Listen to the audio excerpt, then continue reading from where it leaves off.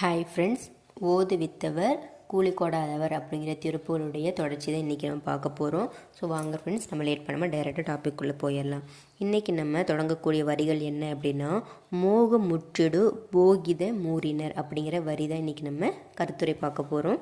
இதுக்கு மோக முற்றிடு போகித மூரினர் அப்படிங்கிற வரிக்கு என்ன அர்த்தம் அப்படின்னா, நிறைய பேர் பார்த்திங்கன்னா உலகத்தில் மோகத்தீயினால் வெம்பி இப்போ பார்த்தாலும் நம்ம நல்ல சிந்தனை இல்லாமல் அந்த மோகத்தி அப்படிங்கிற அந்த சிந்தனையிலே இருண்டு போய், அதாவது போக நுகர்ச்சியை விரும்பி மாய வாழ்க்கையிலேயே பார்த்திங்கன்னா அழுந்தி கிடப்பாங்க.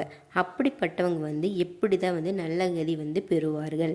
இந்த மாதிரி நல்ல கதி பெற தகுதி இல்லாதவர்கள் பார்த்திங்கன்னா இந்த பிறவியை அவங்க பெற்றும் பிறவி பயனை பெறாதவர்களாக கருதப்படுகிறார்கள் அப்படின்னு சொல்லி அருணகிரிநாதர் சொல்கிறாரு. ஸோ மோகத்தியினால் இருந்து உங்களுடைய வாழ்க்கையை நீங்கள் அழிந்து கொண்டு இருந்தீங்கன்னா நீங்கள் இந்த உலகத்தில் பிறக்காமையே இருக்கலாம் அப்படின்னு சொல்லி சொல்கிறாரு. அடுத்தது ஏக சித்த தியானம் இல்லாதவர். ஏக சித்த தியானம் இல்லாதவர் அப்படின்னா, நம்ம நல்ல உணவுகளை சாப்பிட்றதுனால நம்ம உடம்பு வலுப்படுது. அந்த மாதிரி தியானத்தினால்தான் பார்த்திங்கன்னா உயிர் வலுப்படும். ஸோ உடம்பு வலுப்படணும் அப்படின்னா நம்ம உணவை உட்கொள்ள வேண்டும். நம்மளுடைய உயிர் வலுப்பட வேண்டும் அப்படின்னா கடவுள் மீது நம்ம தியானம் செய்ய வேண்டும். அப்படி ஒவ்வொருத்தரும் பார்த்திங்கன்னா கொஞ்ச நேரமாவது நம்ம கடவுளை நினைத்து தியானம் செய்ய வேண்டும் அப்படின்னு சொல்லி அருணகிரிநாதர் சொல்கிறாரு. ஏன் அப்படின்னா தியானம் செய்ய சொல்கிறேன் அப்படின்னா, நீங்கள் அப்போ கடவுள் மீது பார்த்திங்கன்னா தியானம் செய்வதனால் உங்களுக்கு மனோசாந்தி உண்டாகும். அதனால் ஒரு அரை நிமிட நேரமாகிலும் நீங்கள் தியானம் செய்ய வேண்டும் அப்படின்னு சொல்லிட்டு அருணகிரிநாதர் இந்த இடத்துல மென்ஷன் பண்ணியிருக்காரு.